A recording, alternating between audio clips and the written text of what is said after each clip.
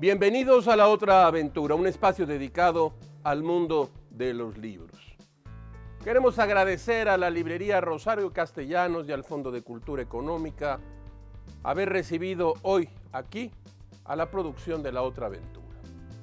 Amos Oz, uno de los candidatos recurrentes para el Premio Nobel de Literatura y que no lo ha obtenido, por cierto, dijo lo siguiente: los premios literarios son algo extraño porque se reciben por algo, dice Oz, que yo haría de todas formas. Yo inclusive hubiese pagado por escribir. No es un premio por haber rescatado a una mujer de las llamas de un incendio, es como si me hubiesen dado un premio por el mero hecho de respirar. Pero está muy bien, me siento autocomplacido, decía Oz cuando recibió un premio. Además, no está nada mal para mi cuenta bancaria. Hace un año se pospuso la entrega del Premio Nobel de Literatura, usted quizás lo recuerda, debido a un escándalo de acoso sexual en el que estuvo involucrado el fotógrafo Jean-Claude Arnault, esposo de la integrante de la Academia Katharina Frostenson, que usaba sus influencias para acosar y abusar de mujeres. Luego del escándalo, hubo renuncias y protestas. A un año, el premio ha sido concedido a la polaca Olga Tokarczuk y al austriaco Peter Handke. Y a pesar de que esta vez la Academia procuró premiar a europeos que han estado en las apuestas desde hace tiempo, la polémica no se ha hecho esperar y le voy a contar de qué va esta polémica. Hablaremos de premios Nobel, de gente y de escritores que los recibieron y no los recibieron. Quédese con nosotros aquí. Les recuerdo, como todas las semanas, que fue Adolfo Bioy Casares quien escribió que leer era la otra aventura y que la primera era probablemente la vida misma. Estamos pues en la otra aventura.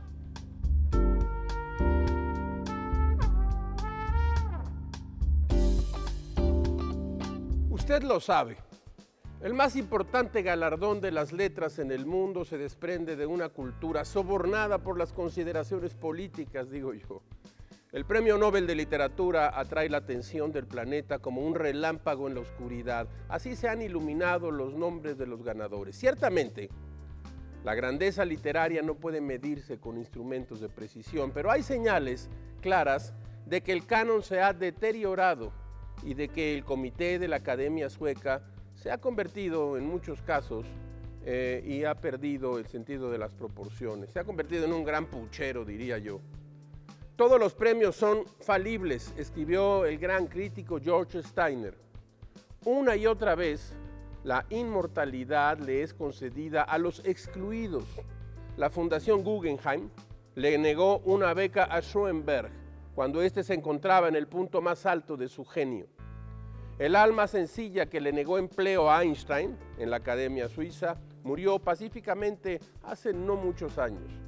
El problema es, por supuesto, que el registro de premios que la Academia Sueca ha otorgado en literatura ha sido caprichoso y en demasiados casos insultante a la inteligencia crítica. Esto es lo que escribió George Steiner, que ha respondido a la pregunta que todos los lectores nos hacemos cada vez que se acerca la entrega del Nobel.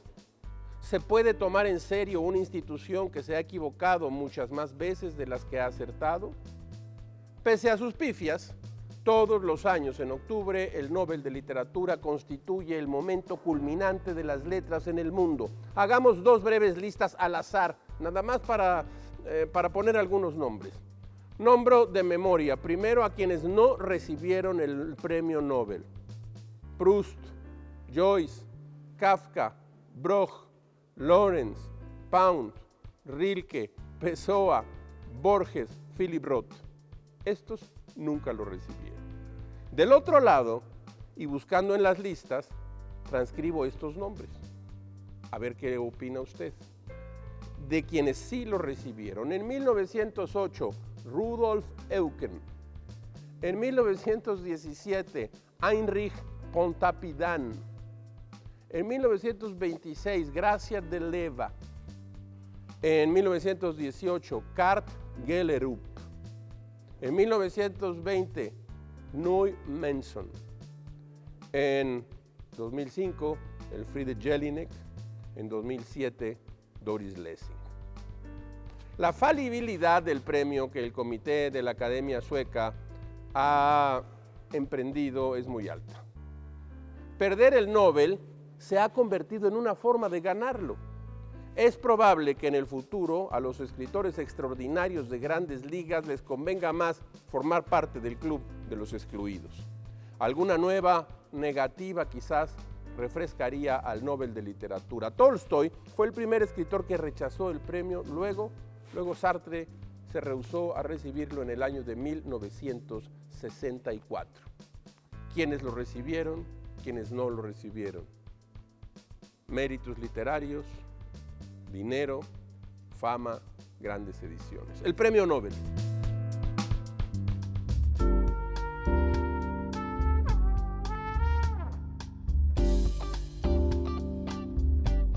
P.T. Handke es sin duda un autor excepcional y prolífico.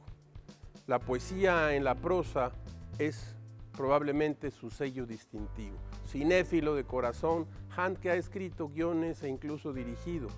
Colaboró con el cineasta Wim Wenders como guionista, adaptó algunas de sus novelas y hasta pieza pensada para el teatro. La película más famosa en colaboración fue, como usted lo sabe, Las alas del deseo, en la que un par de ángeles bajan del cielo a la ciudad de Berlín para observar a los mortales con sus pequeñas miserias, sus angustias y sus mínimas felicidades. Los ensayos de Handke sobre la cultura popular, el cine y otros temas también son sobresalientes. Sus observaciones son agudas y a menudo logra condensar lo inmenso en las pequeñas cosas, como en el ensayo sobre el cansancio, en el que a través del cansancio reflexiona acerca del tiempo y de la caducidad de la vida.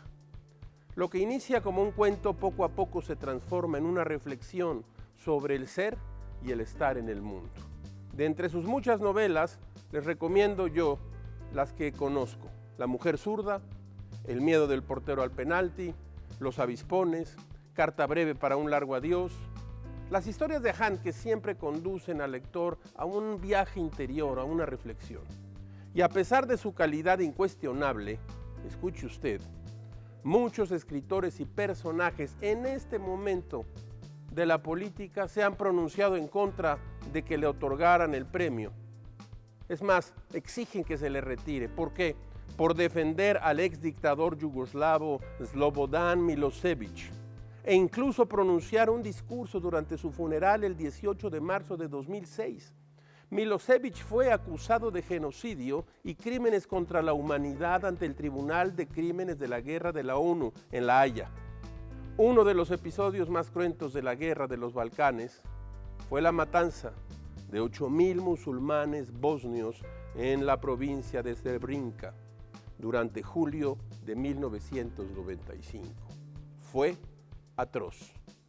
El comandante del ejército serbio de Bosnia, Ratko Mladić, conocido como el carnicero de Srebrenica, fue encontrado culpable de 11 delitos por una corte internacional, entre los que se cuentan genocidio, persecución, exterminio, deportación, asesinato. Por si fuera poco, déjeme que le cuente esto. En algún momento Handke pidió que se aboliera el Nobel de Literatura condenado a la falsa canonización de aquellos que lo ganaban. Sin embargo, Handke ha aceptado el premio. Bueno, así pasa. El año pasado, y usted seguramente lo recuerda, la entrega del Nobel de Literatura fue suspendida por el escándalo de acoso y abuso sexual que golpeó en el centro de la Academia Sueca. Fue en noviembre de 2017 cuando un importante diario sueco publicó un reportaje que recuperaba las acusaciones de abuso sexual de 18 mujeres, que resultó en la dimisión de 7 de los 18 miembros de la Academia. En el centro de la polémica estuvo el hoy convicto por violación Jean-Claude Arnault, quien hasta entonces era un respetado personaje de la cultura de Suecia. La buena posición de Arnault en el medio cultural sueco se sabía desde hacía mucho tiempo. No era por su trabajo como artista o como crítico, sino por estar casado ¿con quién? Con Katarina Frotenson, una escritora que desde principios de los 90 formó parte de la Academia Sueca y una de las que dimitió tras el escándalo meses antes de la entrega del Nobel de Literatura. Anunciaron así que sería suspendido y pospuesto.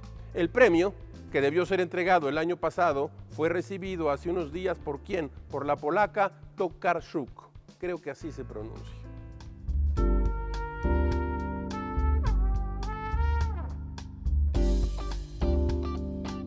Historias de escritores y escritoras. He contado varias veces, incluso aquí en este programa, la anécdota, pero la ocasión incita e invita a recordarla de nuevo. Escuche usted. A principios de los 80, Fernando Savater visitaba a Cioran en su departamento de la Rue de l'Odéon.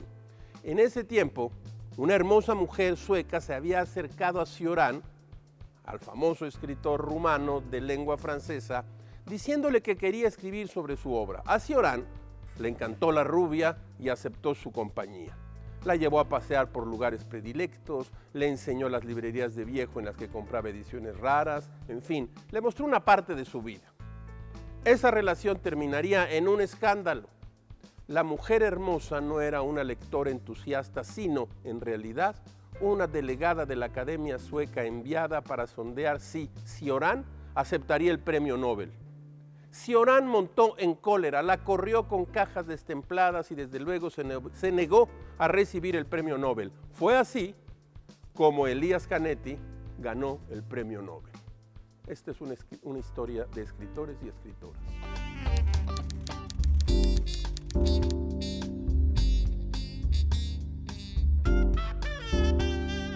La vida y la obra de Peter Handke estuvieron sin lugar a dudas marcada por el suicidio de su madre. El doloroso testimonio de Handke resultó puesto y contado en un libro, que es este que tengo aquí, Desgracia indeseada. Yo tengo esta vieja edición de 1975. Aquí les traemos el inicio de este libro, como los vagoneros de las letras del Nobel Peter Handke. En la sección de diversos de la edición dominical del Volkszeitung de Carinthia venía: en la noche del viernes al sábado, una mujer de 51 años de edad, de A, municipio de G, madre de familia, se suicidó tomando una sobredosis de somnífero. Ya han pasado casi 7 semanas desde que murió mi madre, y quisiera ponerme a trabajar antes de que la necesidad de escribir sobre ella, que en el entierro fue tan fuerte, se convierta de nuevo en aquel embotamiento, aquel quedarse sin habla con que reaccioné a la noticia de su suicidio. Sí, ponerme a trabajar, porque la necesidad de escribir algo sobre mi madre, por muy inopinadamente que se esté presentando aún de vez en cuando, es por otra parte algo tan difuso que en mi trabajo va a ser necesario que me esfuerce, simplemente para que no ocurra que con la máquina de escribir le esté dando siempre a la misma letra sobre el papel, que es justamente lo que ahora me saldría a hacer. Solo una terapia de movimiento como esta no me serviría para nada. Lo único que podría hacer sería volverme aún más apático y pasivo. Lo que también podría hacer sería marcharme. Además, yendo de viaje, dormitar con la mente con blanco, ir de un lado para otro sin hacer nada, me pondría menos nervioso. Por otra parte, desde hace unas cuantas semanas estoy más irritable que de costumbre. El desorden, el frío y la calma hacen que apenas me pueda decir nada. Me agacho a coger cualquier vellón y cualquier miga de pan que haya en el suelo. A veces me sorprendo de que las cosas que llevo en la mano no se me hayan caído ya al suelo hace rato, hasta tal punto que pierdo de repente la sensibilidad al pensar en este suicidio. Y no obstante deseo ardientemente que lleguen estos momentos, porque entonces cesa este embotamiento y la mente se me aclara del todo.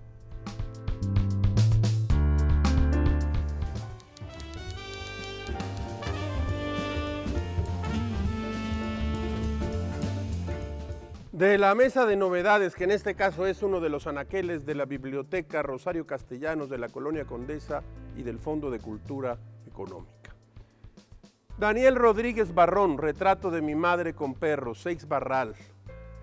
He vuelto a visitar estas páginas que me parecen notables. Los cuerpos se acumulan en la calle, afuera de los cines, restaurantes y comercios. El mundo como lo conocemos llega a su fin. La peste trae consigo a los drones y a la gran inteligencia que controla todo, alimentándose de millones de entradas diarias que los ciudadanos están obligados a publicar en la red. Solo hay dos prohibiciones: no salir de la ciudad y nunca hablar de los muertos. Daniel Rodríguez Barrón. Mire lo que tengo aquí: A la luz del toreo, tradición hispánica y humanística en la tauromaquia, de Javier García Gilbert, publicado en Monografías. No voy a hacerle en ningún sentido competencia al gran programa de nuestros amigos de México Bravo. Quizás alguna vez dediquemos una emisión a este tema que se está volviendo cada día más polémico. ¿A usted le gustan los toros? Yo le soy sincero, a mí me gustan los toros y este libro es magnífico. Acaba de aparecer en Tusquets el nuevo libro de Rubén Fonseca, Historias cortas. ¿Sabe usted qué edad tiene Rubén Fonseca? 93 años. Y este libro acaba de aparecer. Uno de los más poderosos narradores de la literatura iberoamericana, con una obra novelística impresionante, un cuentista de primera línea, un hombre capaz de recoger los asuntos de la cultura popular para convertirlos en temas de profundidad y estudio de la condición humana. Rubén Fonseca, Historias cortas, en la colección Andanzas de Tusquets. De la mesa de novedades. La polaca Olga Tokarczuk es la apuesta políticamente correcta del Nobel, a diferencia de Peter Handke. Esta psicóloga, feminista, ecologista y socialista es una prolífica y popular autora en su país y en otras latitudes. Aquí, por desgracia, es poco conocida. Una de sus novelas publicadas en español, Sobre los huesos de los muertos, narra una serie de asesinatos en un bosque. La protagonista, Janina, una mujer de edad, sostiene que los animales están cobrando venganza por la caza cruel y discriminada que se practica. Incluso envía varias cartas a la policía en las que argumenta su peculiar razonamiento. Mientras tanto, nos enteramos de sus dolencias, de su conciencia de ser una mujer mayor y por lo tanto de pasar desapercibida, de molestar a los demás con su sola existencia. En sus propias palabras, cuando se llega a cierta edad, hay que resignarse a que la gente se muestre impaciente con uno de modo permanente. Se trata de una novela que aborda temas femeninos desde una perspectiva honesta y cruda. Podríamos decir que es un policíaco porque ocurren crímenes y al final reconocemos a un culpable. Pero, ¿el culpable lo es en realidad? La narración nos sumerge en dilemas morales y de vida. Dice, por ejemplo, la psique es nuestro sistema de defensa, la responsable de cuidar que jamás entendamos lo que nos rodea. Se dedica principalmente a filtrar información, a pesar de que las posibilidades de nuestro cerebro son enormes. ¿Acaso porque no sería posible soportar ese conocimiento, ya que todas las partículas del mundo, por minúsculas que fueran, estaban hechas de sufrimiento? En 1973, Handke ganó el premio Büchner de literatura. El discurso ofrecido por el escritor austriaco fue, vamos a decirlo así, errático y muy distinto a los que habitualmente dan los autores galardonados. Handke aprovechó el foro para entregar a la audiencia una suerte de monólogo interior que parecía estar apenas relacionado con su obra literaria. Incidentes con su casero, recuerdos infantiles, intenciones de insultar al presidente Richard Nixon y a los generales chilenos. Handke recordó a los 31 años, cuando la guerra en Vietnam estaba en pleno desarrollo y cuando Pinochet dio el golpe de Estado, que usted seguramente conoce y ha oído hablar de él. Hubo también en esa intervención de Handke algunos momentos que evidenciaron su inteligencia y su lucidez, su atención en los detalles y su obsesión con los signos, con el desciframiento de los códigos sociales que como sujetos estamos obligados a realizar. En medio de dicha celebración, Handke decidió recordar la fotografía de un prisionero en un campo de concentración nazi para remarcar la postura de los pies de aquel niño en cautiverio. Ante la obviedad del abuso físico y el maltrato psicológico que exponen las ojeras, los huesos marcados sobre la piel, las mejillas hundidas, el austriaco, Hanke, reparó sobre todo en los dedos entrelazados, como un signo de temor.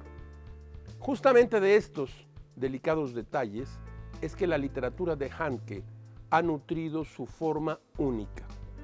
La anécdota de los pies del atemorizado prisionero recuerdan inevitablemente las minuciosas descripciones sobre el lenguaje corporal que el autor desarrolló en su novela El miedo del portero al penalti, publicada en 1970 y editada en español por Alianza.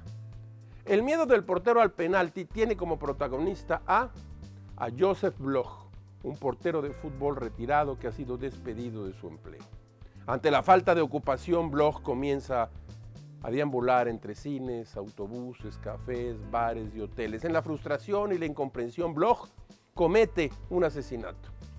La consecuente sensación de persecución policial, así como una delirante búsqueda de sentido, llevan al exportero a un proceso de martirio personal, de obsesiva lectura de la realidad, lectura de los objetos y los comportamientos de quienes se encuentran en su errático destino. Si bien no podría decir que un pasaje podría sintetizar la continua reflexión sobre la comunicación que guarda El miedo del portero al penalti, sí me gustaría recuperar un fragmento de este libro que considero expone de forma sucinta las intenciones del autor. Escuche usted a Bloch hablando sobre una situación tan bien conocida como es justamente el flujo del pensamiento de los futbolistas responsables de ejecutar un tiro de castigo, el penalti, que para nosotros los mexicanos es traumático. Dice así: frente al penalti, el portero está pensando hacia qué esquina va a lanzar el otro jugador el balón. Si el portero reconoce al pateador, sabrá cuál es la esquina que elige normalmente, pero generalmente el jugador que lanza el penalti cuenta también con que el portero está haciendo estas o aquellas conjeturas. Así que el portero sigue reflexionando y llega a la conclusión de que esta vez el tiro irá dirigido a la otra esquina. Pero, ¿qué ocurre si el jugador continúa reflexionando también y decide elegir el tiro a la esquina acostumbrada?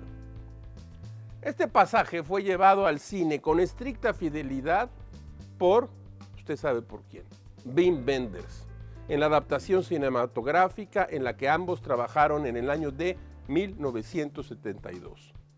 A Hanke y a Wenders, sin duda dos grandes narradores del siglo XX, uno en el cine, otro en la literatura, es inevitable recordarlos por personajes errantes y en conflicto con su pasado. El Trevis de París, Texas, Tom Ripley en El amigo americano, el Ángel Damiel en Las alas del deseo, el mencionado Bloch, así como el narrador de Carta breve para un largo adiós. Todos ellos encarnan la angustia, el desasosiego y la ansiedad de una generación que creció en la posguerra. Los universos creados en ocasiones en conjunto por ambos autores exponen con agudeza el espíritu de una época de desencanto y fuerte reflexión sobre la ética, la comunicación y la memoria. Justamente, Carta breve para un largo adiós. Tengo aquí justo la edición de Alianza 3. Se trata del desprendimiento de un rompimiento amoroso.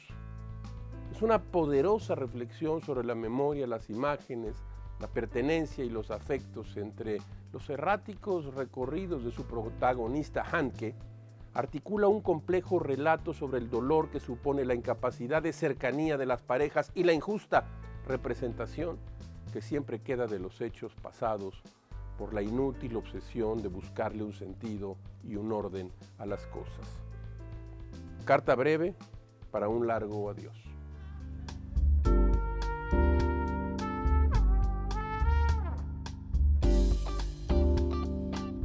Déjeme leerle un poema. Vivir sin poesía, de precisamente Peter Hanke. Bartleby Editores, edición bilingüe, traducción y prólogo de Sandra Santana. Hay aquí un poema que se llama Asustarse. Es un poema largo y voy a leerle solo un fragmento. Escuche usted. Mientras llamo por teléfono, Al sentir una corriente de aire en la nuca, de pronto no hay nadie a mi espalda y me asusto. En el baño, bajo la ducha, de pronto no hay nadie a mi espalda y me asusto. Asustarse de la vajilla de madera que cae sobre el suelo de piedra, de los naipes que caben todos en el estuche, de los escalones tras el cartel de cuidado, escalón. Asustarse de algo para lo que se está preparado y asustarse de algo para lo que no se está preparado y asustarse de algo para lo que no se está preparado porque se estaba preparado para asustarse de alguna otra cosa y no asustarse de nada porque se estaba preparado para asustarse de algo. Pete Handke.